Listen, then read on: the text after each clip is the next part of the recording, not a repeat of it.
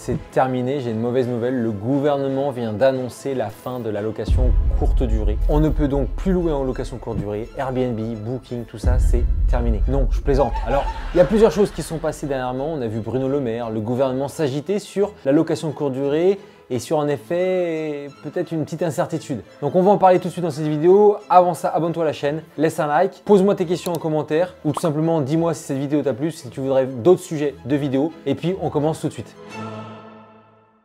Alors la location de courte durée, déjà il faut se poser la question, qu'est-ce que c'est? C'est tout simplement le fait de mettre son bien sur une plateforme immobilière telle que Booking, Airbnb et puis de le louer non pas en longue durée avec un contrat de bail, à contrario de la location longue durée. Donc tu n'auras pas un locataire sur le long terme, les locataires changeront. Alors la location de courte durée, ça peut être une très bonne stratégie en effet pour propulser le rendement d'un bien immobilier et on verra par la suite un petit peu qu'est-ce qu'il faut regarder pour effectuer cette location courte durée. Mais avant de parler de ça, il y a eu un petit débat, une petite polémique en France et on voit que les médias ne savent pas trop comment ça se passe. Parce qu'en fait, la location courte durée, je te pose la question, est-ce que c'est un régime fiscal? La réponse c'est non, la location courte durée, c'est un mode d'exploitation d'un bien immobilier, mais qui n'est à proprement parler lié à aucun régime fiscal.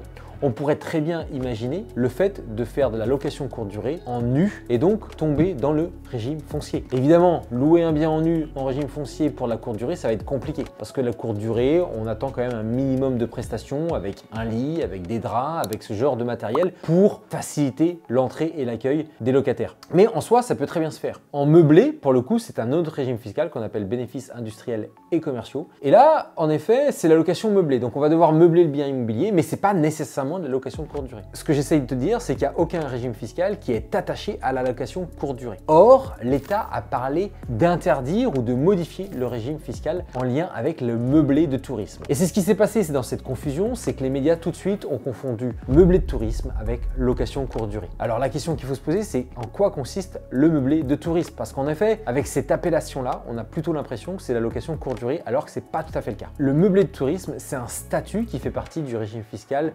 BIC, bénéfices industriels et commercial, qui va concerner quelques établissements bien spécifiques. Alors quels logements sont concernés par le meublé de tourisme? Finalement, le meublé de tourisme va concerner tout un tas de logements. Ça peut être des villas, des résidences secondaires, des appartements, des studios et même des gîtes. D'ailleurs, on en voit beaucoup avec ce statut fiscal, ça arrive assez fréquemment. Beaucoup de gens confondent aussi le meublé de tourisme avec de la para-hôtellerie ou l'hôtellerie. Or, c'est différent. Dans le sens où déjà, il ne répond pas aux critères de la para-hôtellerie. Par exemple, il ne fournit pas un service de petit déjeuner de manière régulière, il n'y a pas de réception, des choses comme ça.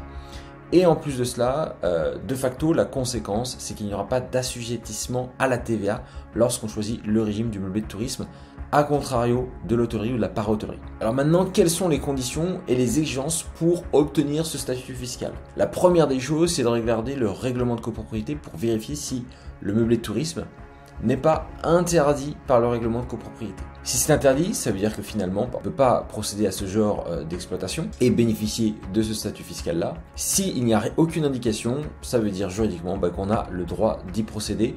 La deuxième chose, si on veut bénéficier de ce statut fiscal-là, c'est qu'il va falloir vérifier quelles sont les règles auprès de la mairie. Parce qu'en effet, d'une mairie à une autre, il y aura des exigences qui seront différentes. Certaines mairies ont des exigences très strictes et d'autres pas du tout strict et même très flexible. Donc ça c'est très important, c'est une approche au cas par cas. Dans Immo pour Expat, on a une liste qui va justement lister la plupart des exigences en fonction de chaque mairie. Je ne pourrais pas la communiquer ici parce que ce serait juste trop long et ce serait trop compliqué. Mais si ça vous intéresse, n'hésitez pas à me contacter. Dans certains cas, il va même y avoir une exigence supplémentaire parce que certaines mairies vont simplement exiger qu'il y ait une autorisation préalable qui soit demandée auprès de la mairie parce que ces mairies-là vont considérer qu'il s'agit d'un changement d'usage en conformément à l'article L631-7 du Code de la construction et de l'habitation.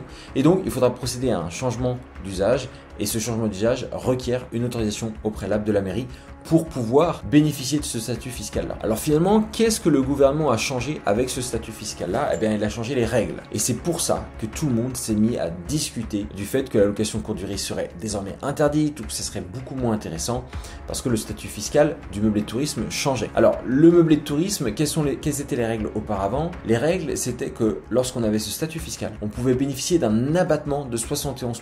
Cet abattement pouvait pouvait s'appliquer sur des recettes locatives à hauteur de 188 700 euros. C'était un plafond qui était dans la loi. Désormais, les choses ont changé. Pour prendre un exemple assez simple, admettons vous avez 100 000 euros de recettes locatives avec ce statut fiscal-là, il y a un abattement de 71% auparavant, et donc il n'y aurait eu que 29 000 euros de base imposable et soumis à l'impôt. Aujourd'hui, les choses ont changé. Le gouvernement a voulu rendre ce régime fiscal beaucoup moins attractif. Dorénavant, l'abattement passe de 71% à 50%. Et donc on voit bien là que c'est beaucoup moins attractif. Finalement, le gouvernement a décidé d'appliquer l'abattement classique sous le régime BIC, mais de l'appliquer également pour le statut fiscal du meublé de tourisme. Et le plafond est passé de 188 700 euros à 77 700 euros. D'un seul coup, le statut est beaucoup moins attractif. Alors il faut savoir qu'il y a une exception, et on peut, dans certains cas, bénéficier encore de l'abattement de 71%. Ce sera des cas plutôt rares, et ce sera des zones plutôt rurales. Je ne l'aborderai pas parce que ça serait un peu trop lourd à expliquer. Alors on voit bien que le gouvernement a tenté de rendre ce régime fiscal moins attractif pour deux raisons. La première, c'est pour mettre des biens immobiliers sur le parc locatif en location longue durée. Et la deuxième chose, c'était aussi peut-être dans le but de rendre les hôtels un peu plus compétitifs dans leurs prestations, puisque eux ont la TVA et ne possèdent pas d'abattement ou spécifique, ou même de plafond de revenus. Alors est-ce que c'est si grave que ça, et est-ce que les personnes qui ont ce statut fiscal d'un seul coup vont devoir arrêter la location courte durée?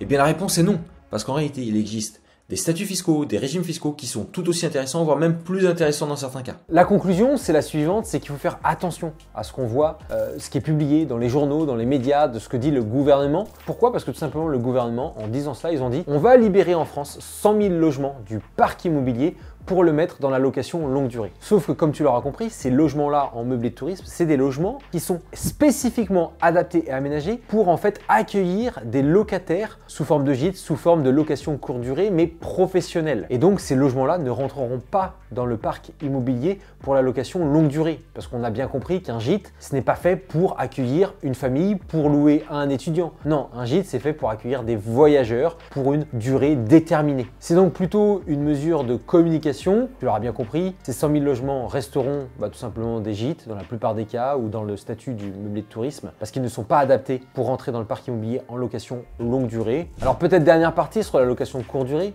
c'est un système d'exploitation, comme je disais, qui est extrêmement performant. J'en ferai peut-être une autre vidéo, mais avant de te plonger là-dedans dans la location courte durée, il y a peut-être quelque chose à bien comprendre, c'est que la location courte durée commence à être de plus en plus interdite dans les grandes villes françaises, parce qu'en effet, ça enlève un certain nombre de biens immobiliers du parc locatif pour les résidents de la ville. Donc avant de se projeter dans ce type de location, renseigne-toi bien si dans ta ville, la location courte durée est autorisée, et si oui, quelles sont les conditions. Juste pour donner 2-3 tips, actuellement il y a certaines villes qui vont totalement l'interdire, ou quasiment totalement l'interdire, c'est le cas par exemple de la ville de Paris. Il y a des villes qui ont mis en place tout simplement une règle de compensation, ça veut dire qu'on peut en effet louer en courte durée, mais à condition d'avoir un autre logement en location longue durée. Et puis il y a des villes qui vont nous autoriser à louer en location courte durée, mais pour une durée déterminée, par exemple de 3 ans, renouvelable ou non renouvelable d'ailleurs dans certains cas. Et enfin, il y a des villes, peut-être ça c'est le quatrième cas de figure, où il n'y a aucune réglementation et où on peut encore louer en location courte durée. Donc la location courte durée, c'est possible, c'est extrêmement rentable si tu es formé et si tu sais comment faire les choses. Évidemment, il faut toujours vérifier à ce que si tu ne pouvais pas faire de location courte durée dans ton bien immobilier, eh bien que le bien soit rentable ou proche d'être rentable en location longue durée, au cas où si la location courte durée venait à être interdite dans ta ville d'investissement. Voilà, je te remercie de m'avoir écouté. Juste avant, une dernière chose, peut-être regarde dans le lien de la description, il y a une masterclass gratuite pour savoir comment investir depuis l'étranger, comment se construire un patrimoine immobilier en France depuis l'étranger. Cette masterclass, elle est gratuite, donc profites-en et puis tout simplement dis-moi en commentaire ce que tu as pensé de la vidéo.